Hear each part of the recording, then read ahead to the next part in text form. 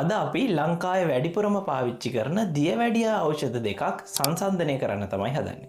මේ ඖෂධ දෙකෙන් පළවෙනි ඖෂධය වෙන්නේ මෙට්ෆෝමින් කියන ඖෂධය. ඒක තමයි ලංකාවේ වැඩිපුරම පාවිච්චි කරන දියවැඩියා ඖෂධය වෙන්නේ.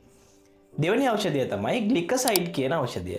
ග්ලිකසයිඩ් කියන්නේ ලංකාවේ දෙවනියට වැඩියෙන්ම දියවැඩියාවට බොන ඖෂධය. දැන් අපි මේ ඖෂධ දෙක කරුණෙන් කරුණ සංසන්දනය කරලා බලමු.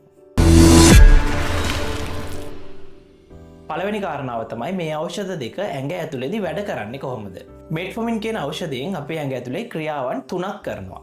පළවෙනි එක තමයි අපේ අක්මාවෙන් ග්ලූකෝස් නිෂ්පාදනය කරන එක අඩු කරනවා. දෙවෙනි එක තමයි අපි කන ආහාරයේ තියෙන ග්ලූකෝස් රුධිරයට උරා ගැනීමේ වේගය අඩු කරනවා. තුන්වෙනි එක තමයි අපේ ඇඟේ තියෙන සෛලවල ඉන්සියුලින් වලට තියෙන සංවේදීතාවය වැඩි කරනවා. මෙන්න මේ කාරණා තුනම නිසා මෙට්ෆෝමින් වලට පුළුවන් අපේ රුධිරයේ තියෙන ග්ලූකෝස් මට්ටම අඩු කරන්න. ඊළඟට ග්ලිකසයිඩ් කියන ඖෂධය ශරීරය ඇතුලේ ක්‍රියා කරන්නේ කොහොමද? අපේ ශරීරයේ ඉන්සියුලින් නිෂ්පාදනය කරන අවයවය වෙන්නේ අග්න්‍යාශය කියන අවයවය. ග්ලිකසයිඩ් කියන ඖෂධය කෙලින්ම අග්න්‍යාශයට ගිහිල්ලා අග්න්‍යාශයෙන් ඉන්සියුලින් නිෂ්පාදනය කරන වේගය වැඩි කරනවා. ශරීරයේ ඉන්සියුලින් ප්‍රමාණය වැඩි වුණාට පස්සේ අපේ රුධිරයේ ග්ලූකෝස් මට්ටම අඩු වෙනවා. අග්න්‍යාශයෙන් වැඩිපුර ඉන්සියුලින් නිෂ්පාදනය කළ රුධිරයට දානකොට රුධිරයේ තියෙන ග්ලූකෝස් මට්ටම අඩු වෙනවා. මෙන්න මේ විදිහට තමයි ග්ලිකසයිඩ් වලින් අපේ ලේවල තියෙන සීනි මට්ටම අඩු කරන්නේ. ඊළඟ කාරණාව තමයි මේ ඖෂධ දෙක රජයේ රෝහල් වල තියෙන්නේ කොහොමද? මෙට්ෆෝමින් කියන ඖෂධය රජයේ රෝහල් වල තියෙන්නේ මිලිග්‍රෑම් 500 පෙත්තක් විදියට. ගොඩක් වෙලාවට රජයේ රෝහල් වල මේ ඖෂධය තියෙන්නේ පෙති 1000 බෝතල් විදියට. එතකොට අපි සායනවලදී ඖෂධ නිකුත් කරනකොට මේ 1000 බෝතල් වලින් කඩලා ඔබට මාසයට හෝ මාස දෙකකට අවශ්‍ය ප්‍රමාණයට පැකට් කරලා තමයි ඔබට මේ ඖෂධ ලබා දෙන්නේ. හැබැයි ඊටාම කලාතුරකින් අවස්ථාවලදී මේ වගේ හොඳ පැක් එකක් විදියටත් මෙට්ෆෝමින් ඖෂධය රජයේ රෝහල් වලටත් එනවා. ඊළඟට ග්ලිකසයිඩ් කියන ඖෂධයේ මාත්‍රා දෙකකින් රජයේ රෝහල් වල තියෙනවා. මිලිග්‍රෑම් 40 සහ මිලිග්‍රෑම් 80. ගොඩක්ම වෙලාවට මිලිග්‍රෑම් 40 පෙත්ත තියෙන්නේ මෙන්න මේ වගේ ලා තැඹිලි පාට පෙත්තක් විදියට. ග්ලිකසයිඩ් මිලිග්‍රෑම් 80 පෙත්ත තියෙන්නේ මෙන්න මේ වගේ සුදු පාට පෙත්තක් විදියට. රුධිර ග්ලූකෝස් මට්ටම අවශ්‍ය ප්‍රමාණයට වඩා අඩු වෙන එකත් අතිශය භයානකයි. මේ වගේ තත්ත්වයක් අවසානයේ මරණය පවා අත්වෙන්න පුළුවන් තරම් භයානකයි. සමහර දියවැඩියා ඖෂධ ගත්තාමත් රුධිර ග්ලූකෝස් මට්ටම අවශ්‍ය ප්‍රමාණයටත් වඩා අඩු වෙනවා. එතකොට අපි අද සංසන්දනය කරන ඖෂධ දෙක තමයි මෙට්ෆෝමින් සහ ග්ලිකසයිඩ්. මෙතනින් මෙට්ෆෝමින් ගත්තොත් මෙට්ෆෝමින් කියන ඖෂධයෙන් රුධිර ග්ලූකෝස් මට්ටම අවශ්‍ය ප්‍රමාණයට වඩා අඩුවීමේ අවදානම ඉතාම අඩුයි. අපිට ඒක එහෙම අවදානමක් නෑ කියලා වුණත් හිතන්න පුළුවන්. හැබැයි ග්ලිකසයිඩ් කියන ඖෂධයෙන් මේ අවදානම උපරිමයෙන්ම තියෙනවා. ඔබ ග්ලිකසයිඩ් කියන ඖෂධය බීලා ඔබ ප්‍රධාන ආහාර වේලක් මග ඇරියොත් ගොඩක් වෙලාවට ඔබට මෙන්න මේ වගේ තත්ත්වයක් ඇති වෙන්න පුළුවන්. ඔබ ග්ලිකසයිඩ් කියන ඖෂධය බොන කෙනෙක් නම් ග්ලිකසයිඩ් කියන ඖෂධය බීලා ඊළඟට එන ප්‍රධාන ආහාර වේල කිසිම අවස්ථාවක මග හරින්න එපා. ඊළඟට වැදගත් අතුරු ආබාධයක් සංසන්දනය කරන්න හදන්නේ. මෙට්ෆෝමින් කියන ඖෂධයේ අතුරු ආබාධයක් විදියට තියෙනවා ආහාර රුචිය අඩුවීම. අන්න ඒක නිසා මෙට්ෆෝමින් කියන ඖෂධය දිගු කාලයක් බොනකොට ශරීරයේ බර අඩු වෙන්න පුළුවන්. හැබැයි ග්ලිකසයිඩ් කියන ඖෂධය දිගු කාලයක් බිව්වොත් ඒ ඖෂධයේ අතුරු ආබාධයක් විදියට ශරීරයේ බර වැඩි වෙන්න පුළුවන්. ඊළඟට අපි මේ ඖෂධ දෙකේ ප්‍රධාන අතුරු ආබාධ ගැන බලමු. මේ ඖෂධ දෙකෙන් අතුරු ආබාධ ඉතාම අඩු ඖෂධය තමයි මෙට්ෆෝමින් කියන ඖෂධය. මෙට්ෆෝමින් කියන ඖෂධයේ තියෙන ගොඩක් දෙනෙක්ට එන අතුරු ආබාධය තමයි ආහාර මාර්ගයේ තියෙන අපහසුතා. මෙට්ෆෝමින් බොන සමහරුන්ට ඕක්කාරය එන්න පුළුවන්. සමහරුන්ට වමනේ එන්න පුළුවන්. ඊළඟට දිගු කාලයක් බොනකොට විටමින් B12 අවශෝෂණය අඩු වෙන්න පුළුවන්. කලාතුරකින් කෙනෙක්ට ලැක්ටික් ඇසිඩෝසිස් කියන භයානක අතුරු ආබාධයක් වුණත් එන්න පුළුවන්. ග්ලිකසයිඩ් කියන ඖෂධයේ තියෙන ප්‍රධානම අතුරු ආබාධය තමයි රුධිර ග්ලූකෝස් මට්ටම අවශ්‍ය ප්‍රමාණයටත් වඩා අඩු වීමේ අවදානම. ග්ලිකසයිඩ් කියන ඖෂධයනොත් ආහාර මාර්ගයේ අපහසුතා ඇති වෙන්න පුළුවන්.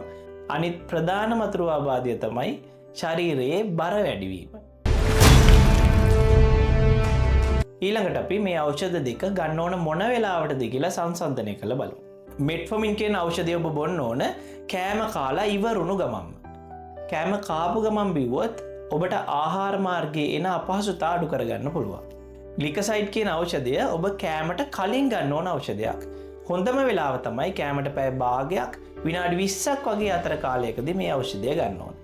ග්ලිකසයිඩ් කියන ඖෂධය කෑමට ටික වෙලාවක් කලින් ගත්තට පස්සේ මේ ඖෂධය අපේ බඩට වැටිලා බඩෙන් ලේ වලට උරාගෙන ලේ දිගේ අග්න්‍යාශයට ගිහිල්ලා අග්න්‍යාශයෙන් ඉන්සියුලින් නිෂ්පාදනය කරන වේගය වැඩි කරනවා.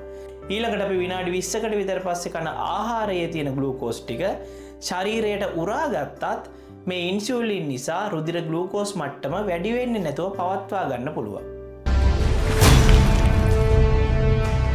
අලුතෙන්ම දියවැඩියා රෝගියෙක් හොයාගත්තට පස්සේ මෙන්න මේ රෝගියාට මුලින්ම දෙන ඖෂධය තමයි මෙට්ෆෝමින් කියන ඖෂධය.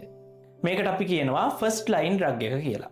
මේ රෝගියා ටික කාලයක් මෙට්ෆෝමින් බොනකොට මෙට්ෆෝමින් වලින් විතරක් රුධිර ග්ලූකෝස් මට්ටම පාලනය කරගන්න බැරි නම් ඊළඟට ග්ලිකසයිඩ් වගේ ඖෂධයක් නිර්දේශ කරනවා. ග්ලිකසයිඩ් කියන්නේ සෙකන්ඩ් ලයින් ඩ්‍රග් එකක්. ඒ කියන්නේ මුලින්ම දෙන ඖෂධයක් නෙවෙයි, මුලින්ම දෙන ඖෂධයෙන් වැඩේ හරියන්නේ නැත්තම් ඊළඟට දෙන ඖෂධයක් තමයි ග්ලිකසයිඩ් කියන ඖෂධය. මෙට්ෆෝමින් කියන ඖෂධය දිගු කාලයක් බිව්වත් ඒ ඖෂධයෙන් ලැබෙන ප්‍රතිඵලය වෙනසක් නොවී පවත්වා ගන්න ඔබට පුළුවන්. හැබැයි ග්ලිකසයිඩ් කියන ඖෂධය මීට වඩා ටිකක් වෙනස්. ග්ලිකසයිඩ් කියන ඖෂධය දිගු කාලයක් පාවිච්චි කරනකොට මේ ඖෂධයේ තියෙන ප්‍රබලතාවය අඩු වෙන්න පුළුවන්. ඒක අපි හරියටම පැහැදිලි කරොත් මිලිග්‍රෑම් 40ක ග්ලිකසයිඩ් පෙත්තකින් ඉන්සියුලින් 10ක් නිෂ්පාදනය කරා නම් දිගු කාලයක් ග්ලිකසයිඩ් කියන ඖෂධය බිව්වට පස්සේ මිලිග්‍රෑම් 40ක පෙත්තකින් නිෂ්පාදනය කරන්න පුළුවන් වෙන්නේ ඉන්සියුලින් 8ක වගේ ප්‍රමාණයක්. ඊළඟ කාරණාව තමයි මේ ඖෂධ දෙක ඉන්සියුලින් එක පාවිච්චි කරන්න පුළුවන්ද? සාමාන්‍යයෙන් මෙට්ෆෝමින් කියන ඖෂධය ඉන්සියුලින් කියන ඖෂධයත් එක්ක එකට පාවිච්චි කරන්න පුළුවන්. හැබැයි ගොඩක් වෙලාවට කවුරු හරි කෙනෙක්ට ඉන්සියුලින් කියන ඖෂධය පටන් ගන්නවා නම් ග්ලිකසයිඩ් කියන ඖෂධය නවත්තනවා. ඊළඟට අපි බලමු මේ ඖෂධ දෙකෙන් අග්න්‍යාශයට සිද්ධ වෙන බලපෑම කොහොමද කියලා. මෙට්ෆෝමින් කියන ඖෂධය වක්‍රාකාරයෙන් අග්න්‍යාශය ආරක්ෂා කරන ඖෂධයක්. මෙට්ෆෝමින් වලින් කරන්නේ අග්න්‍යාශයට කිසි කරදරයක් කරන්නේ නැතුව වෙනත් ක්‍රම හරහා රුධිර ග්ලූකෝස් මට්ටම අඩු කරනවා. එතකොට අග්න්‍යාශයට වැඩිපුර ඉන්සියුලින් නිෂ්පාදනය කරන්න ඕනේ නැති නිසා අග්න්‍යාශයේ කාර්යභාරය අඩු වෙනවා. එතකොට අවසානයේදී අග්න්‍යාශයට තියෙන වැඩ ටිකෙන් කොටසක් තමයි මෙට්ෆෝමින් විසින් කරලා තියෙන්නේ. ඒක නිසා අග්න්‍යාශයට තියෙන වැඩ ප්‍රමාණය අඩු වෙනවා. මෙන්න මේක නිසා තමයි මම කිව්වේ මෙට්ෆෝමින් වලින් අග්න්‍යාශය වක්‍රාකාරයෙන් ආරක්ෂා කරනවා කියලා. හැබැයි ග්ලිකසයිඩ් වලින් මෙහෙම අග්න්‍යාශය ආරක්ෂා කිරීමක් වෙන්නේ නැහැ. ග්ලිකසයිඩ් වලින් කරන්නේ කෙලින්ම අග්න්‍යාශයට බල කරනවා ඉන්සියුලින් නිෂ්පාදනය කරන වේගය වැඩි කරන්න කියලා. ඊළඟ කාරණාව තමයි මේ ඖෂධ දෙකෙන් හෘද රෝගවලට තියෙන බලපෑම කොහොමද? මේ වෙනකොට රිසර්ච් වලින් ඔප්පු කරලා තියෙනවා මෙට්ෆෝමින් කියන ඖෂධයෙන් හෘද රෝගීන්ගේ හෘද රෝග අවදානම අඩු කරනවා කියලා. හැබැයි ග්ලිකසයිඩ් කියන ඖෂධයෙන් මේ වගේ බලපෑමක් නැහැ. ඒක නිසා මෙට්ෆෝමින් කියන ඖෂධයේ අමතර වාසියක් තමයි හෘද රෝග අවදානම අඩු කරගන්න පුළුවන් එක. හැබැයි ග්ලිකසයිඩ් කියන ඖෂධයේ මේ වගේ වාසියක් නැහැ. දියවැඩියා රෝගීන්ගේ දියවැඩියාව පාලනය කරන්න ලංකාවේ තියෙන ප්‍රධානම ඖෂධ දෙක තමයි මෙට්ෆෝමින් සහ ග්ලිකසයිඩ්. අනිත් එක තමයි බහුතරයක්ම රෝගීන්ට මේ ඖෂධ දෙක කම්බිනේෂන් තෙරපි එකක් විදිහට තමයි දෙන්නේ. ඒ කියන්නේ ගොඩක් රෝගීන්ට දියවැඩියාව පාලනය කරගන්න නම් මේ ඖෂධ දෙකම බොන්න වෙනවා.